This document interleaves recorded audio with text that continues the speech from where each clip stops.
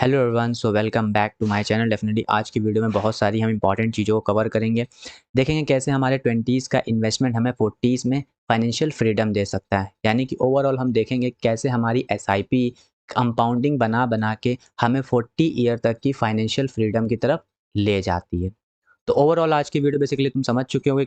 हम लोग इन्वेस्टिंग का कॉन्सेप्ट समझेंगे, कंपाउंडिंग का कॉन्सेप्ट समझेंगे और किस तरीके से हम लोग एसआईपी, एसडब्ल्यूपी क्या होता है, किस तरीके से अपने जो भी आपका अर्निंग करते हो उसको किस तरीके से डाइवर्सिफाई करना चाहिए, किस रेशियो में डाइवर्सिफाई करना चाहिए, वो सब आज की वीडियो में हम लोग कवर करेंगे। ठीक है, तो आज की पूरी ओवरऑल 16 स्लाइड्स होने वाली हैं। इन 16 स्लाइड्स में तुम्हें कंप्लीट इन्वेस्टिंग की नॉलेज हो जाएगी। इतनी नॉलेज हो जाएगी कि अगर तुमने 20s में इन्वेस्टिंग स्टार्ट कर दी तो 40-45 तक की तुम फाइनेंशियल फ्रीडम पा चुके होगे।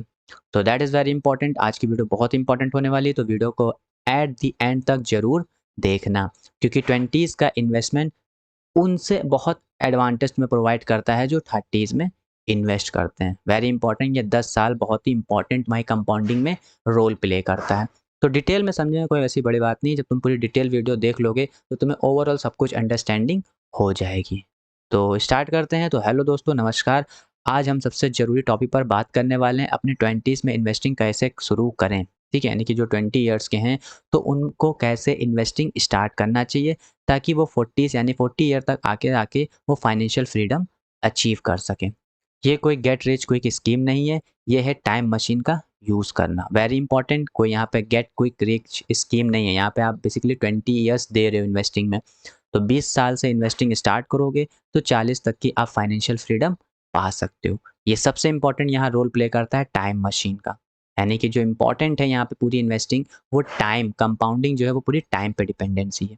जो लोग 20s में इन्वेस्ट करते हैं उनका हर साल लेट शुरू करने वालों के 10 साल के बराबर होता है। यानी कि जो भी जैसे जो 20 ईयर ओल्ड में शुरू कर रहे हैं इन्वेस्टिंग और जो 21 ईयर ओल्ड में इन्वेस्टिंग स्टार्ट कर रहे हैं, तो 1 साल के डिफरेंस इसको 10 साल का ज़्यादा एडवांटेज देता है। That is very important. यानी यहाँ पे 1 साल का अगर तुमने लेट इन्वेस्ट किया तो तुम 10 साल पीछे हो जाओगे जो तुमसे 1 साल पहले इन्वेस्टमेंट स्टार्ट करें था। तो वो किस लिए? क्योंकि यहाँ पे पूरा खेल होता है कंपाउंडिंग का। कंपाउंडिंग के लिए सबसे ज़्यादा टाइम इंपॉर्टेंट होता है।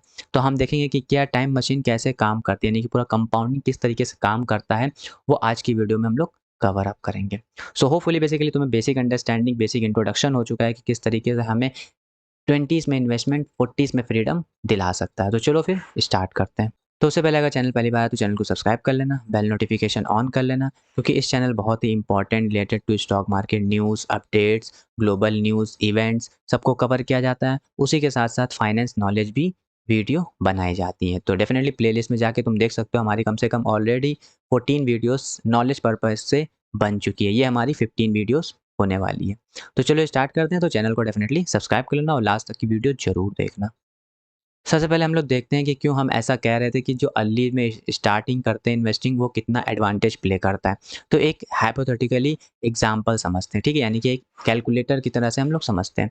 लाइक हम अगर start at 25-30 years 3.2 crore 10,000 per month 12% interest per year. इसका मतलब क्या हुआ कि अगर 25 ईयर के हो तुम और यहाँ पे तुमने 10,000 रुपीज़ पर मंथ इन्वेस्ट किया, और अगर वो तुम्हें मंथली वो इन्वेस्टमेंट यानी कि ईयरली वो इन्वेस्टमेंट अगर 12% दे रही है, तो 30 साल के बाद तुम्हारा कॉर्पस यानी तुम्हारा अमाउंट कितना हो जाएगा?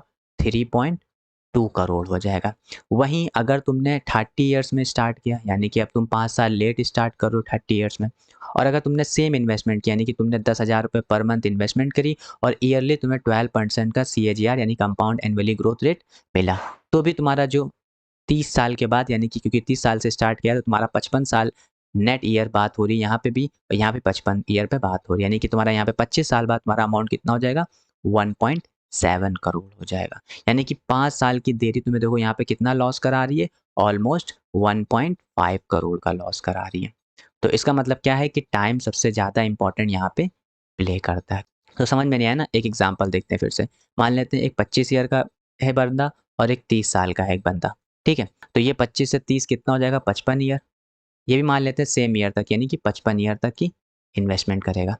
तो अब ओवरऑल अगर ये 10,000 रुपीज़ पर मंथ इन्वेस्ट करता है और इसका CAGR 12% है, ये भी पर मंथ 10,000 इन्वेस्ट करता है और इसका भी CAGR 12% है, तो 55 साल बाद जो 25 में स्टार्ट किया था उसका अमाउंट हो जाएगा 3.2 करोड़, और जो बेसिकली 30 साल में जिन्होंने स्टार्ट किया था सेम इन्वेस्टमेंट सेम इंटरेस्ट पे, उसे मिलेगा 55 साल पर 1.7 करोड़। तो यानी कि जिन्होंने 25 साल यानी 5 साल पहले स्टार्ट किया था उसको 1.5 करोड़ का एडवांटेज मिलेगा, और जो 5 साल लेट में स्टार्ट किया था उसका ओवरऑल कम अमाउंट कितना हो गया 1.7 करोड़, यानी उसको 1.5 करोड़ का लॉस होगा।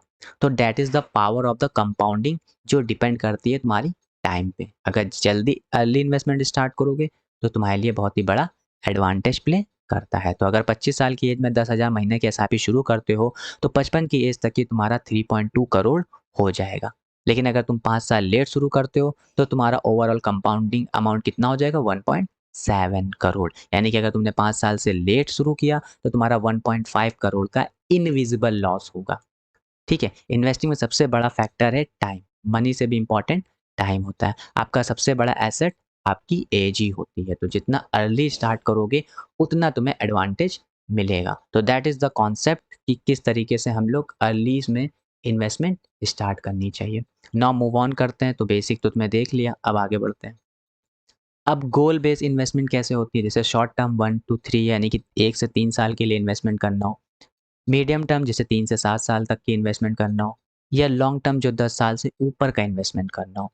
तो किस-किस लिए होता है? शॉर्ट टर्म में जैसे इमरजेंसी फंड चाहिए होता है, किसी गैजेट को खरीदना है, अपग्रेड करना है, या कोई ट्रैवल के लिए प्लान बना रहे हो कि मैं कहीं बाहर घूमने जाना है, उसके लिए मुझे एक अमाउंट इतना चाहिए 2 साल बाद, तो वो मेरा शॉर्ट टर्म इन्वेस्टमेंट होता है। या कोई कार खरीदनी है, ठीक है, शादी करनी है या हायर स्टडीज़ के लिए जानी है 3 साल बाद, 4 साल बाद, तो वहाँ पे तुम मीडियम टर्म इन्वेस्टमेंट करते हो, यानी कि 3 से 7 साल के बीच का। और अगर तुम्हें रिटायरमेंट प्लान करना है या घर खरीदना है या चाइल्ड की एजुकेशन करनी है, तो उस लिए तुम क्या करते हो? लॉन्ग टर्म इन्वेस्टमेंट जाते हो, यानी कि 10 साल तक की इन्वेस्ट करते हो। तो that is the goal based investment. किस तरीके का आपका गोल है, उसके अकॉर्डिंग आप कैसा इन्वेस्टमेंट करते हो। तो अगर शॉर्ट टर्म में होता है तो लिक्विड फंड में रखते हो, थोड़ा मीडियम टर्म में होता है तो डेब्ट और हाइब्रिड फंड में इन्वेस्ट करते हो, लेकिन अगर लॉन्ग टर्म जानना होता है तो तुम मैक्सिमम कैप इक्विटी में इन्वेस्ट करते हो, क्योंकि यहाँ पे थोड़ा रिस्क तुम ले सकते हो। 1 साल 2 साल का जो वॉलेटिलिटी है, फ्लक्चुएशन है, उसको तुम हैंडल कर सकते हो, इसलिए तुम्हारा लॉन्ग टर्म में इक्विटी में पैसा लगता है। लेकिन अगर मीडियम टर्म चाहिए तो तुम डेट अब हाइब्रिड फंड जाते हो, और जो शॉर्ट टर्म में तुम लिक्विड फंड में प्रेफर करते हो, क्योंकि यहाँ पे रिस्क बहुत कम होता है। तो हमेशा याद रखिए, इन्वेस्ट डोंट स्पेकुलेट, यानी कि हमेशा इन्वेस्ट करो, स्पेकुलेट मत, गैम्बलिंग मत करो। हर पैसा जो आप इन्वेस्ट कर रहे हो उसका एक मकसद होना चाहिए, ठीक है? मतलब वही मैं कह रहा हूँ कि जब इन्वेस्टमेंट कर रहे हो तो तुम्हें पता होना चाहिए कि तुम किस गोल के लिए इन्वेस्टमेंट कर रहे हो। वो गोल पता होगा तो उसके अकॉर्डिंग तुम्हें किस टर्म के लिए इन्वेस्टमेंट करना है, short term, medium term, long term, उसके बेसिस पे तुम्हें कौन लो रिस्क लेना है, मीडियम रिस्क लेना है या हाई रिस्क लेना है, वो डिसाइड कर सकते हो, ठीक है? तो गोल ड्यूरेशन, रिस्क एपेटाइट, जितना ज़्यादा तुम्हारा गोल ड्यूरेशन अच्छा होगा, लॉन्ग टर्म का होगा, उतना तुम्हारा रिस्क टेकिंग कैपेसिटी बढ़ेगी। ज़्यादा लंबा गोल है तो उतना ज़्यादा तुम रिस्क आप ले सकते हो, क्योंकि मार्केट अप एंड डाउन को झेलने का टाइम मिल जाता है, यानी कि वॉलेटिलिटी 1-2 साल की तुम उसको एडजस्ट कर जाते हो। तो that is the goal based investing framework. किस तरीके का आपको गोल है, उसके अकॉर्डिंग तुम्हें कैसा इन्वेस्टमेंट करना है, उसके अकॉर्डिंग तुम्हें पता चल जाएगा कि तुम्हारी रिस्क कैपेसिटी किसमें ज़्यादा है। अब सबसे इम्पोर्टेंट आता है कि किस तरीके से इन्वेस्टमेंट करें। तो सबसे इम्पोर्टेंट रोल होता है 50-30-20 रूल, ठीक है? बेसिक शुरुआत से देखते हैं ना, मैं एक फ्लो में पढ़ाऊँगा, ठीक है? फ्लो में समझाऊँगा ताकि तुम्हें हर स्लाइड एक स्टेप बाय स्टेप बढ़ते जाओगे तुम। तो जैसे मेरी ये वाली स्लाइड में क्या है कि किस तरीके से हमें इन्वेस्टमेंट करना है इंडियन कॉन्टेक्स्ट के बेसिस पे। तो 50-30-20 रूल फॉलो होता है। 50% सारी नीड्स को कवर करता है, जैसे रेंट हो गया, ग्रोसरीज़ हो गया, बिल हो गया, इंश्योरेंस हो गया। तो जितना भी आप कैपिटल अर्न कर रहे हो, यानी कि जितना भी आप अर्निंग कर रहे हो, जैसे मान लेते हैं आप 1 लाख रुपए कमा रहे हो, तो उसमें से 50,000 तुम्हारा डिसाइड होना चाहिए ये सारी चीज़ों में। रेंट, ग्रोसरीज, बिल्स, इंश्योरेंस, इन सब में, यानी कि जो ज़रूरत की चीज़ें हैं। देन रेस्ट 30,000 तुम्हारा किस में होना चाहिए? खाने-पीने में, घूमने में, किसी चीज़ का सब्सक्रिप्शन लिया है, नॉलेज के लिए, तो उस चीज़ों में। रेस्ट जो 20% होता है वो तुम्हारा एसआईपी, इमरजेंसी फंड और हेल्थ इंश्योरेंस में जाना चाहिए, यानी कि फ्यूचर्स के लिए जाना चाहिए। तो अपनी वेल्थ को एक नॉन नेगोशिएबल बिल की तरह ट्रीट करें। पहले खुद को पे करो, पे yourself first, that is very important. तो यहाँ पे तुम्हें किस रूल के अकॉर्डिंग इन्वेस्टमेंट स्टार्ट करनी है, तो 50-30-20 रूल। 50% तुम्हारी जितनी भी ज़रूरत की चीज़ें उनमें जाना चाहिए पैसा, 30% तुम्हारे लाइफ स्टाइल में पैसा जाना चाहिए और 20% तुम्हारा फ्यूचर के लिए प्लानिंग होनी चाहिए, लाइक तुम्हारा एसआईपी, इमरजेंसी फंड या हेल्थ इंश्योरेंस रिलेटेड। तो that is the Indian context के बेसिस में तुम्हारी अर्निंग किस तरीके से डिवाइड होनी चाहिए। नाउ मूव ऑन करते हैं। अब सबसे इम्पोर्टेंट यहाँ पे आ जाता है कि हमें एक्सपेंस ट्रैकिंग पता नहीं होती। सबसे रियलिटी चेक यही होता है। आपके पास 1 लाख रुपए आप अर्न कर रहे हो और आपके पास ट्रैकिंग नहीं है। ट्रैकिंग इन द सेंस कि आपको पता ही नहीं कि आपका 1 लाख रुपए मंथ में कहाँ-कहाँ जा रहा है। जब पता ही नहीं होगा तो सबसे ज़्यादा रियलिटी चेक यही होता है। 1 लाख का पूरा 1 लाख तुम्हारा कैपिटल जो अर्न कर रहे हो मंथली, वो पूरा चला जा रहा है। What does it means? It means तुम्हें पता ही नहीं कि तुम्हारी एक्सपेंस कहाँ ज़्यादा हो रही है, कहाँ फ़िज़ूल खर्ची हो रही है। तो 90% लोग शॉक हो जाते हैं बाय एक्चुअल स्पेंडिंग में। हिडन कल्प्रिट जैसे food delivery, impulse purchases, subscription, तो जो फर्जी चीज़ें होती हैं जहाँ पे आपका इतना एक्सपेंस ज़रूरत नहीं है, तो वहाँ पे तुम लोग ट्रैक नहीं करते उस चीज़ को, जिसकी वजह से तुम्हें पता ही नहीं चलता तुम्हारा जो अर्निंग 1 लाख रुपीज़ है, फिर भी तुम्हारा ना एक सिस्टमैटिक इन्वेस्टमेंट हो पाता है, ना ही लाइफ़स्टाइल बेस्ट हो पाती, ना ही नीड्स कंप्लीट हो पाती है, तब भी तुम थके-थके, खराब-खराब लगते हो। That is the main reason कि तुम्हें अपने एक्सपेंसेस का ट्रैक नहीं है, ट्रैक रिकॉर्ड नहीं है। मंथली कहाँ इन्वेस्ट कर रहे हो, कितना खर्चा कर रहे हो, उसका एक रिकॉर्ड होना चाहिए। उस रिकॉर्ड को लिए तुम कुछ टूल्स यूज़ कर सकते हो जैसे excels, Google sheet, money manager apps होती है, ईटी मनी होती है, इंडी मनी होती है। तो ये टूल्स होते हैं जो तुम्हें बताते हैं कि जब तुम खर्च कर रहे होते हो तो वो एक्सपेंस का ट्रैकिंग रखते हैं, ठीक है? उनमें तुम डेटा भर देते हो कि ये खर्चा किया, ये खर्चा किया। तो उससे क्या होता है कि तुम्हें डेटा पता चल जाता है कि तुम्हारा मंथली जो वो एक्सपेंस हुआ है वो कहाँ-कहाँ गया है। तो फाइनेंशियल इस प्लानिंग का स्टेप 1 है जानना कि आपका पैसा जहाँ कहाँ रहा है। वही इम्पोर्टेंट है जा कहाँ रहा है कि 1 लाख रुपए तो कमा रहे हो, लेकिन वो 1 लाख रुपए जा कहाँ रहा है। तो दैट इज़ वेरी इंपॉर्टेंट। हमारे छोटे-छोटे खर्चे मिलकर बड़े अमाउंट्स बन जाते हैं। वो छोटा-छोटा खर्चा एक्सपेंसेस वो क्या होता है एक बड़ा अमाउंट तुम्हारा खा जाता है एक्सपेंसेस। तो एक्सपेंस ट्रैकिंग आपका फाइनेंशियल जीपी होता है। जब तक आपको पता है कि आप कहाँ हैं, आप अपनी मंजिल तक पहुँच नहीं सकते, तो उस केस में आपको एक्सपेंस ट्रैकिंग रखना पड़ेगा। तो that is the very important कि जब भी तुम जो अर्न कर रहे हो, मंथली क्या-क्या तुम्हारा खर्चा है, उसकी एक्सपेंसेस को ट्रैक करो। सो दैट तुम अंडरस्टैंड करोगे, तुम शॉक होगे कि मेरी बहुत जगह फर्जी चीज़ों में पैसा वेस्ट हुआ है। तो इससे तुम्हें क्या होगा, तुम अवेयर होगे उस चीज़ के लिए। तो that is the third important कि अपने एक्सपेंस को ट्रैक करो। अब यहाँ से शुरू होता है तुम्हारा कंपाउंडिंग का लॉजिक, ठीक है? अभी तक हमने जो-जो पढ़ा वो सिंपल मैंने एक पहली स्लाइड से स्टार्ट किया, एग्ज़ाम्पल तुम्हें समझाया कि क्यों early start is the best start होता है। सेकंड मैंने कुछ मॉडिफाइड रूल बताए कि जो भी अर्न कर रहे हो वो किस रेशियो में तुम्हारा डिवाइड होना चाहिए, ठीक है? तीसरा मैंने बताया कुछ एक्सपेंस ट्रैकिंग कि कुछ भी खर्चा करो मंथ में जितना भी कमा रहे हो, जो भी खर्च करो उसका ट्रैक रखो, दैट इज़ वेरी इम्पोर्टेंट। उसके बाद मैंने कुछ और चीज़ों को भी बताया, वो भी तुम देख सकते हो। नाउ मूव ऑन करते हैं और अब समझते हैं हम लोग कंपाउंडिंग 8 वंडर सिम्प्लीफाइड यानी अल्बर्ट आइंस्टीन ने कहा था कि कंपाउंडिंग दुनिया का 8वां अजूबा है। यू नो वेरी वेल कि all over the world 7 wonders of the world है, बट अल्बर्ट आइंस्टीन जो कि बहुत ही IQ level high level IQ था, उस बंदे ने कहा था कि कंपाउंडिंग जो है वो तुम्हारा 8वां वंडर ऑफ द वर्ल्ड है, यानी कि 8वां अजूबा क्या है तुम्हारा? कंपाउंडिंग है। आपका पैसा रिटर्न कमाता है और वो रिटर्न फिर और रिटर्न कमाता है, इसे कहते हैं return on return, that is the compounding. ₹1 ने पहले 50 पैसे कमाए, फिर हो गया ₹1.50, अब ₹1.50 ने फिर तुम्हारा 50 पैसे कमाए, 50 पैसे से ज़्यादा क्योंकि compounding is the growing money. तो अगर ₹1 में 50 पैसे थे तो ₹1.50 में वो हो सकता है 70 पैसे कमाए। तो ओवरऑल हो गया यहाँ पे 2.2 रुपीज़। अब 2.2 रुपीज़ पे हो सकता है वो 90 पैसे कमाए, तो हो गया 3.1 रुपीज़। इस तरीके से तुम्हारा रिटर्न ऑन रिटर्न बनता चला जाता है। That is called the compounding. तो अल्बर्ट आइंस्टीन ने सिंपल कहा था कि दुनिया का 8वां अजूबा क्या है? कंपाउंडिंग है। आपका पहले पहले रिटर्न बनाता है, फिर वो रिटर्न और रिटर्न कमाता है। इसे ही कहते हैं हम लोग return on return. Like example आपकी इन्वेस्टमेंट 18 लाख रुपए 30 साल के लिए 5,000 पर मंथ पे जाती है। यानी कि अगर आप 5,000 पर मंथ इन्वेस्ट करते हो 30 इयर्स के लिए, तो आप ओवरऑल कितना इन्वेस्टमेंट करते हो? 18 लाख रुपीज़। बट जो मैजिक फ़ॉर्मूला क्या है कि वो अमाउंट बन के कितना हो जाता है? 1.6 करोड़ अगर उसका सीएजीआर 12% है ईयर ऑन ईयर। तो व्हाट डज इट मीन्स कि 18 लाख का इन्वेस्टमेंट तुम्हारा कब 1.6 करोड़ बन गया। That is the power of the compounding. First 10 years boring होते हैं डेफिनेटली। तुम एक रुपए को जितना भी 1 रुपए से स्टार्ट करो और 30 दिन तक की हर अमाउंट को डबल करते चले जाओ। देखो फिर तुम्हारा कंपाउंड शुरुआत में तो 10 दिन बहुत ही कम पैसा लगेगा, बीच के 10 दिन में तुम्हें लगेगा कि इंटरेस्टिंग बिल्ड होगा, लेकिन लास्ट के 10 डेज़ में क्या होगा, तुम्हारा एक्सप्लोसिव हो जाएगा, तुम्हारा अमाउंट करोड़ों में पहुँच जाएगा। लाइक एग्ज़ाम्पल, ₹1 अगले दिन ₹2, फिर अगले दिन ₹4, फिर अगले दिन ₹8, फिर अगले दिन ₹16, फिर ₹32, फिर ₹64, फिर 128, 256, 512। तो शुरुआत के 10 दिन तो बहुत बोरिंग है, लेकिन इसके बाद जो 10 दिन लास्ट होंगे उसमें इंटरेस्टिंग होगा, 1000 लैक्स में रुपीज़ कन्वर्ट होगा। देन लास्ट के 10 ईयर्स में तुम्हारा 10 डेज़ में क्या हो जाएगा, 21 से 30 डेज़ में योर अमाउंट बिकम करोड्स। तो that is very important, the power of the compounding. तो सिंपल लैंग्वेज में देख लिया कि अगर 5000 पर मंथ इन्वेस्ट करते हो for 30 years, your total investment amount 18 lakh, but अगर तुम्हारा 12% CAGR है, then your amount become 1.6 crore. That is the power of the consistency and the time value.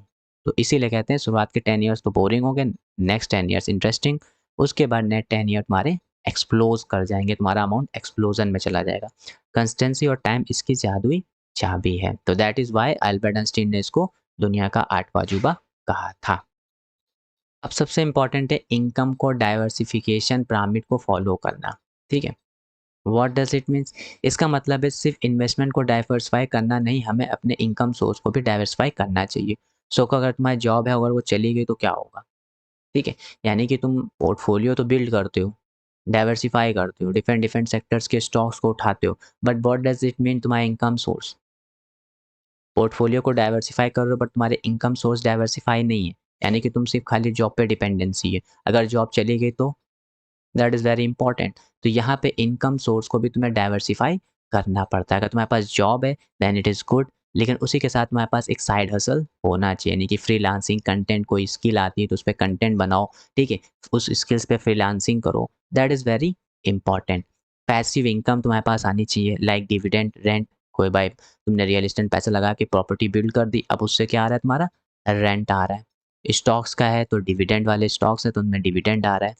Business run करो, इक्विटी में इन्वेस्टमेंट करो, तो इससे क्या होगा, तुम्हारा पोर्टफोलियो डाइवर्सिफाई होगा, उसी के साथ साथ तुम्हारी इनकम सोर्स भी डाइवर्सिफाई होगी। तो दैट इज़ वेरी इंपॉर्टेंट कि इनकम सोर्स को डाइवर्सिफिकेशन करना बहुत ज़रूरी है। अगर जॉब है तो साथ में एक साइड हसल होनी चाहिए, उसी के साथ कुछ पैसिव इनकम्स के तुम्हारे सोर्स होने चाहिए और कुछ छोटे मोटे बिजनेस भी तुम्हारे रन होने चाहिए, ताकि तुम किसी एक सोर्स ऑफ इनकम पे ना डिपेंड करके मल्टीपल सोर्स ऑफ इनकम पे डिपेंड करो। तो सिर्फ पोर्टफोलियो को डाइवर्सिफाई करना ज़रूरी नहीं होता है, अपने इनकम सोर्स को भी डाइवर्सिफाई करना ज़रूरी होता है। That is very important. तो वही लिखा है कि सिर्फ इन्वेस्टमेंट को डाइवर्सिफाई करना सही नहीं है, अपने इनकम सोर्स को भी डाइवर्सिफाई करना चाहिए। अगर सिर्फ जॉब है और अगर वो चली गई तो क्या होगा, जितना ज़्यादा इनकम स्ट्रीम होंगे उतनी ज़्यादा आपकी फाइनेंशियल सिक्योरिटी और ग्रोथ की स्पीड होगी। अपने अंडे अलग अलग टोकरियों में रखो, दैट इज़ वेरी इंपॉर्टेंट। कि वही बोल रहा है कि अगर इनकम सोर्स है तो उसको डाइवर्सिफाई करो, multiple source of income generate करो, क्योंकि जितना ज़्यादा सोर्स ऑफ इनकम की स्ट्रीम्स होगी उतना ज़्यादा तुम फाइनेंशियली सिक्योर होगे और तुम्हारी स्पीड भी ग्रोथ की बहुत तेज होगी। तो that is the importance of the income source diversification. Asset का एलोकेशन कैसे करते हैं, what is the blueprint of 20s edition. 70% your equity funds, यानी कि इंडेक्स फंड, ग्रोथ स्टॉक में तुम्हारा पैसा होना चाहिए, यानी कि जो भी तुम एसेट्स बाय कर रहे हो उसमें किस तरीके से तुम्हारा इन्वेस्टमेंट होना चाहिए, क्योंकि अभी तुम देखे थे कि 20% of your earning going in the investment. अब वो इन्वेस्टमेंट में भी किस किस डाइवर्सिफाई होना चाहिए उसको देखते हैं।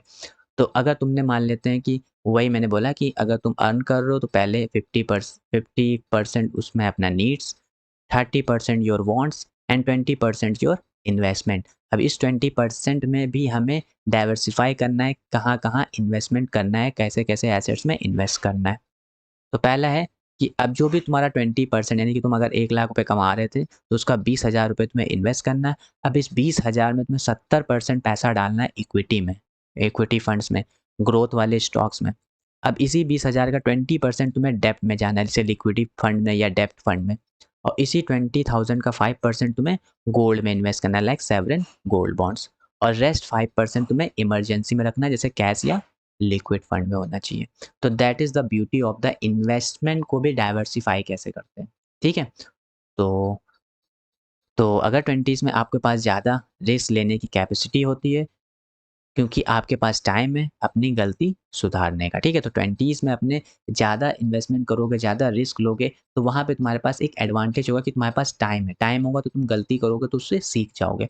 क्लासिक रूल ये कहता है कि 100 minus age your equity percent investment, लेकिन 20s में तुम थोड़ा बड़ा और एग्रेसिव रिस्क ले सकते हो। हाई रिस्क पे तुम्हें हाई रिटर्न मिलेगा। यानी कि जनरल क्लासिक रूल क्या कहता है कि अगर तुम्हारी एज 20 है तो 100 माइनस 20 करोगे। What does it means? It simply means कि 80% तुम्हें इन्वेस्टमेंट इक्विटी में डालना है। बट अगर तुम थोड़ा अर्ली एज के हो तो तुम ज़्यादा रिस्क ले सकते हो। उससे क्या होगा, तुम्हारा रिटर्न भी ज़्यादा बनेगा।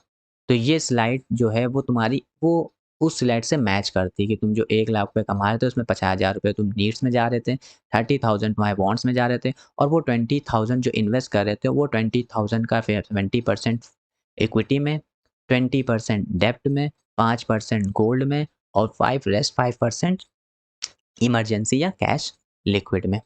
तो दैट इज़ द कॉन्सेप्ट कि किस तरीके से अपना इन्वेस्टमेंट को डाइवर्सिफाई करना है।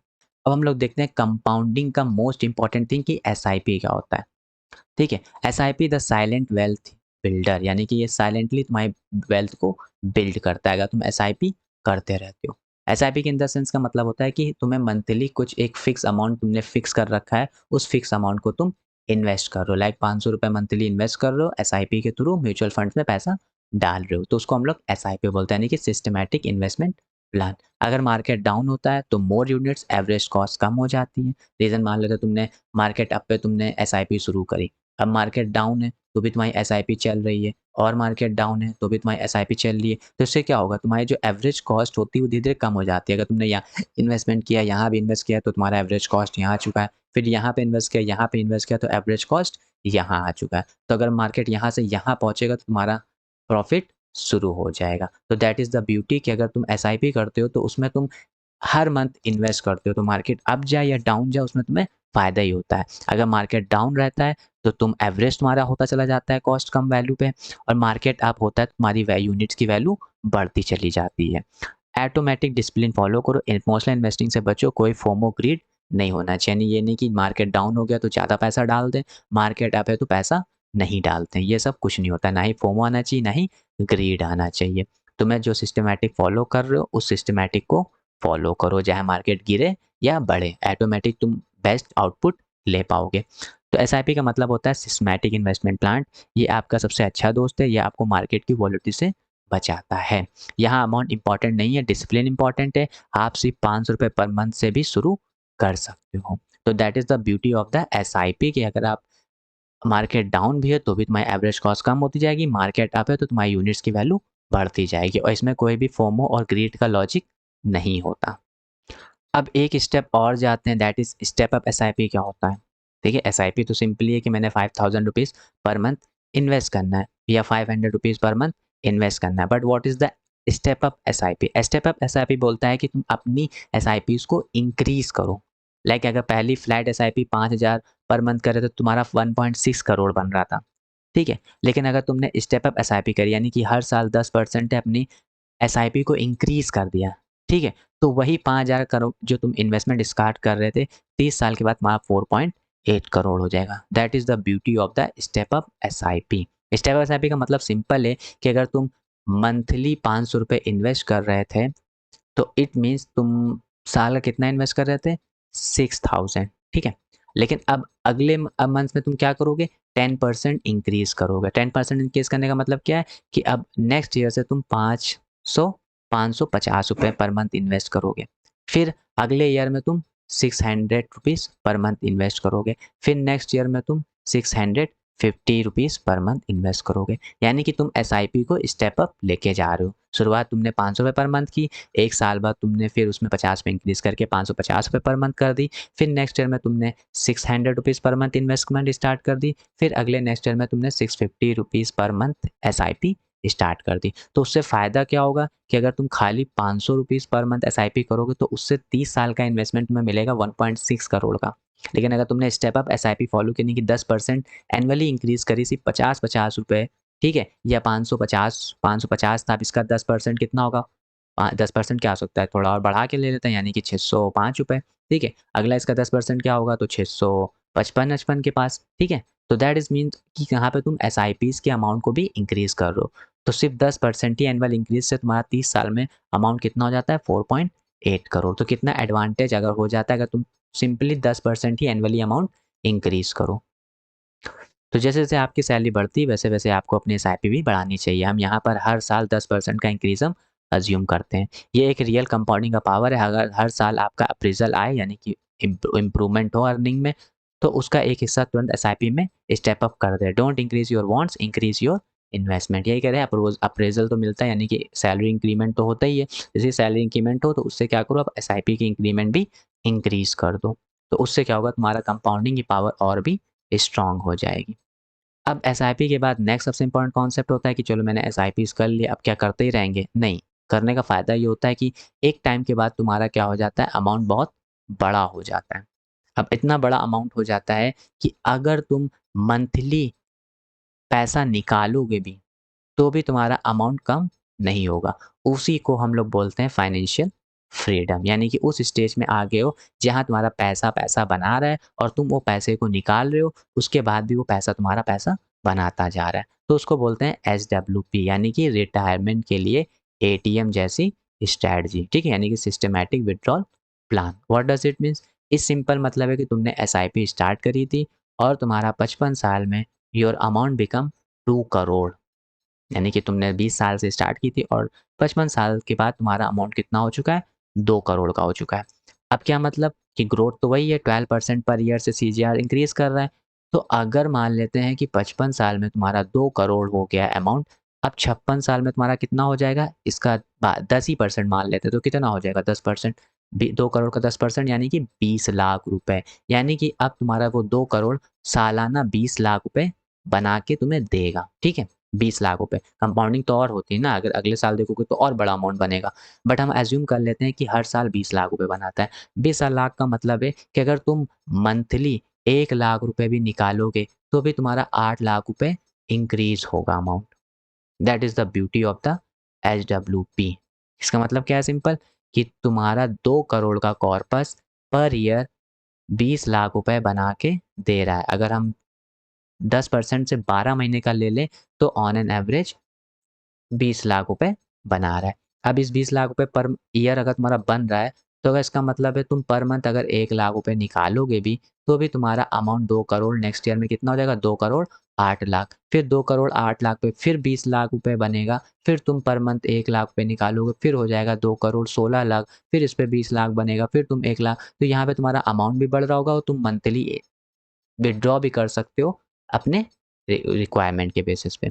तो इस तरीके से हम लोग बोलते हैं एसडब्ल्यूपी, ठीक है? यानी कि सिस्टमैटिक विथड्रॉल प्लान। ये वो स्ट्रैटेजी जब आप रिटायरमेंट में यूज़ करेंगे, ये आपको रिटायरमेंट एटीएम देती है, यानी कि विथड्रॉल रेट ग्रोथ रेट से बस थोड़ा कम होना चाहिए। जैसे तुम अगर 20 लाख रुपए पर मंथ ईयरली वो बना रहा है तुम्हारा एसआईपी, मतलब जो तुम्हारा कॉर्पस है 12% की ग्रोथ से अगर 20 लाख रुपए पर ईयर बना रहा है, तो अगर तुम उससे थोड़ा-सा कम निकालना शुरू करो, यानी 1 लाख रुपए पर मंथ निकालोगे, तो भी तुम्हारा अमाउंट कभी भी फिनिश नहीं होगा। ये वो स्टेज है जहाँ पैसा आपके लिए काम करता है और आपको फाइनेंशियल फ्रीडम एन्जॉय करता है। पैसा काम करे, तुम आराम करो। That is the beauty of the SWP. तो 20s में तुमने क्या किया, एसआईपी करी। कितने से की थी? सिर्फ 500 ₹5000 रुपीज़ से। 55 के साल के बाद तुम पर ईयर 1 लाख रुपए निकाल सकते हो, उसके बावजूद तुम्हारा पैसा ग्रो होता रहेगा। तो इसको बोलते हैं एसडब्ल्यूपी, यानी कि तुम मंथली इन विथड्रॉ भी कर रहे हो और तुम्हारा पैसा भी ग्रो हो रहा है।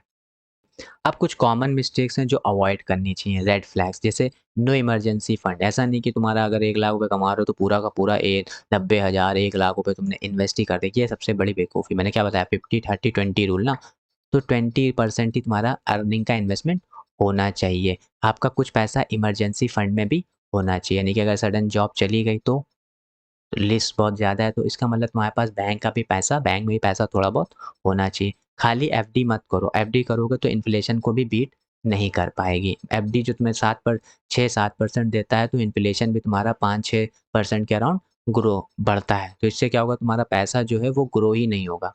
वो इन्फ्लेशन ही को बीट नहीं कर पाएगा। तो कोई इमरजेंसी फंड ना होना सबसे गलती है, थोड़ा इमरजेंसी फंड होना चाहिए। ओनली एफडी इन्वेस्टिंग बेकार है, सिर्फ एफडी में इन्वेस्टमेंट नहीं करना चाहिए। कोई हेल्थ इंश्योरेंस नहीं, एक बड़ा हॉस्पिटल बिल फटेगा, इसीलिए हेल्थ इंश्योरेंस को भी लेते हुए चलो। फ्रेंड्स के टिप पे ट्रेडिंग, जुआ, गैम्बलिंग ये सब नहीं करना है, ठीक है। बाढ़ में कर लेंगे, माइंडसेट बहुत बड़ी कीमत देना पड़ेगा, बाद में करने का सबसे इम्पोर्टेंट देखा था मैंने, पहले ऑलरेडी देखा था, जो 25 साल से 25 ईयर में स्टार्ट किए थे, तो 30 साल में ईयर स्टार्ट कर देते हैं, दोनों 55 साल में। इसकी वैल्यू 3.7, इसकी वैल्यू 1.2, यानी कि अराउंड 1.7 करोड़ का इसको लॉस हुआ था। तो 5 साल की देरी में उसे 1.5 करोड़ का लॉस हो गया, तो बाद में कुछ नहीं। और लाइफ स्टाइल इन्फ्लेशन कंट्रोल नहीं, द रैट रेस, यानी कि लाइफ स्टाइल इन्फ्लेशन को भी कंट्रोल रखना है। हमें इन रेड फ्लैग से बचना है। ये प्रोक्रेस्टिनेशन और लाइफस्टाइल इन्फ्लेशन दोनों आपकी फाइनेंशियल फ्रीडम के सबसे बड़े दुश्मन होते हैं। तो दैट इज़ द मिस्टेक जो तुम्हें अवॉइड करना है, यानी कि इमरजेंसी फंड रखना है, खाली एफडी में इन्वेस्ट नहीं करना है, हेल्थ इंश्योरेंस लेना है, ट्रेडिंग वेडिंग नहीं करनी है। जब जैसे जैसे यहाँ से सुना इन्वेस्टमेंट स्टार्ट कर देना है, और लाइफ स्टाइल को थोड़ा कंट्रोल करके रखना है। तो यही 5-6 चीज़ों को तुम्हें फॉलो करना है, जो मिस्टेक्स अमूमन सब लोग करते हैं। कुछ और इम्पॉर्टेंट जो कि फाइनेंशियल गोल्डन रूल्स है, पहले फोमो से बचो। जब मार्केट बढ़े तो लालच मत करो, ये नहीं कि मार्केट ऊपर बढ़ गया तो मैं अपनी एसआईपी अमाउंट बढ़ा देता हूँ, नहीं। मार्केट ऊपर बढ़े या नीचे बढ़े, तुम जो एसआईपी फॉलो कर रहे हो उसी एसआईपी को फॉलो करो। अगर तुमने इंक्रीमेंट कर दिया तो फिर उसी इंक्रीमेंट जो अमाउंट है उसी को फॉलो करो, ये नहीं कि ऊपर बढ़ेगा तो बढ़ा अगर नहीं डालेंगे, नीचे मार्केट गिरेगा तो एसआईपी डालेंगे। तो ये सब कोई फोमो वोमो का लॉजिक नहीं होता है, ठीक है। जब मार्केट बढ़े तो लालच मत करो। दूसरा इंपॉर्टेंट, ग्रीड को कंट्रोल रखो। सबसे अच्छा रिटर्न तब मिलता है जब आपको सबसे ज़्यादा डर रहे होते हैं, तो वही इंपॉर्टेंट है, ग्रीड को कंट्रोल होगा, यानी कि सबसे अच्छा रिटर्न तब मिलता है जब आप सबसे ज़्यादा डर रहे होते हो। तो वेरी इंपॉर्टेंट कि जो कहते हैं 20s में इन्वेस्टमेंट ना करो, रिस्की है, मार्केट में रिस्की है, स्टॉक मार्केट रिस्की है, फंड्स म्यूचुअल फंड रिस्की है, तो ये सब नहीं, ठीक है। फोमो से कंट्रोल रखो, लालच मत करो, और patience is the super power. अगर तुमने वही बोला 25-30 साल तक की होल्ड कर लिया, क्योंकि मार्केट बहुत डायनेमिक होता है, वो यहाँ तक की लाएगा तुम्हें, तुम्हारा पेशेंस टेस्ट करेगा, और तुम अगर यहाँ पे भी होल्ड करके बैठ गए तो तुम्हें एक अच्छा रिवॉर्ड देगा। कोविड में क्या हुआ, जिन्होंने investment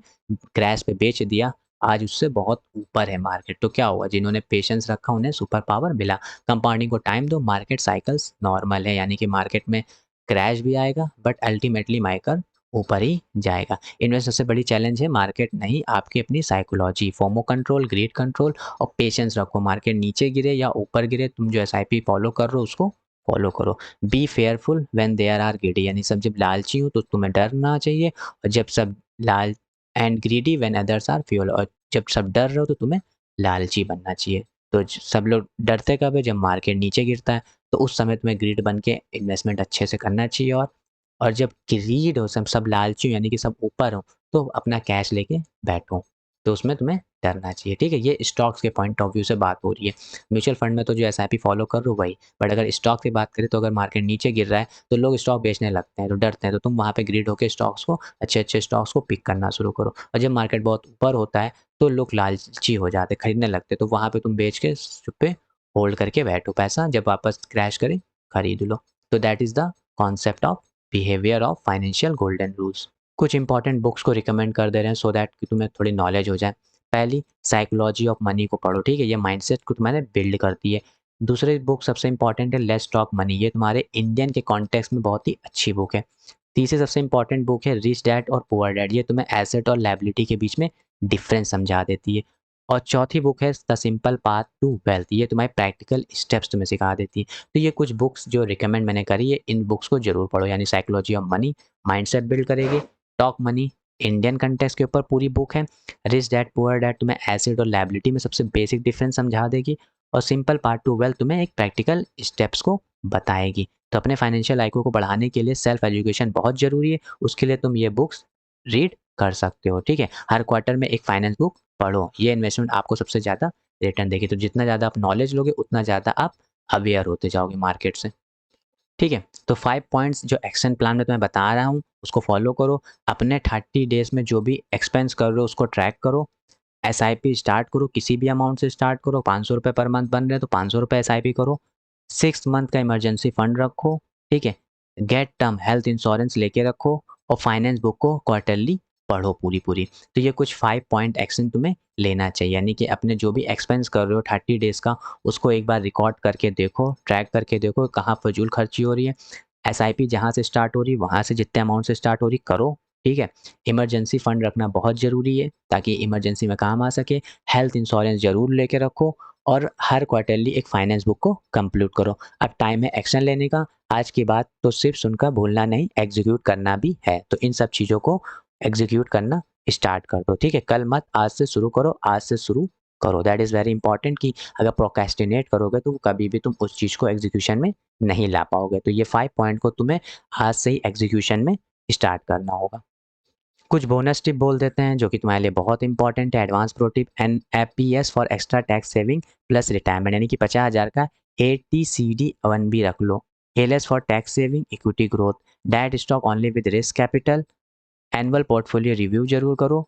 increase SIP with every salary hike, यानी कि जब भी सैलरी हाइक हो तो अपना एसआईपी इंक्रीज करो। जो भी पोर्टफोलियो रखा है उसको एनुअली एक बार रिव्यू जरूर करो। डायरेक्ट स्टॉक्स तभी रखो जब तुम्हारे पास एक रिस्क कैपिटल एपेटाइट हो, यानी कि कोर पोर्टफोलियो हमारा इंडेक्स फंड में ही होना चाहिए। ईएलएसएस रखो for tax saving plus equity growth के लिए। एनपीएस रखो for tax saving, extra tax saving और रिटायरमेंट के लिए। तो ये कुछ बेसिक एडवांस प्रो टिप्स हैं जो तुम्हें फॉलो करना चाहिए। ज़्यादा से कुछ एडवांटेज ले लो। तो अगले लेवल पर जाना चाहते हो तो डिसिप्लिन रिव्यू और टैक्स प्लानिंग बहुत इंपॉर्टेंट रोल प्ले करता है। कैसे हम टैक्स को सेव कर सकते हैं, ये बहुत ही इंपॉर्टेंट होता है। और कैसे अपने एनुअल पोर्टफोलियो को रिव्यू करना है, बहुत इंपॉर्टेंट होता है। और सैलरी हाइक पे तुम्हें अपनी एसआईपीज़ को भी इंक्रीज करना है।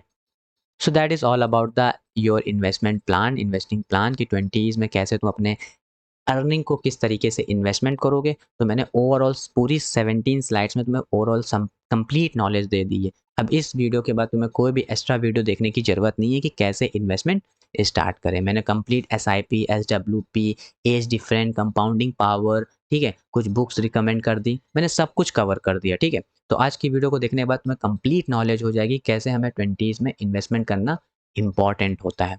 तो होपफुली आज की वीडियो से कुछ इन्फॉर्मेशन, नॉलेज मिली होगी।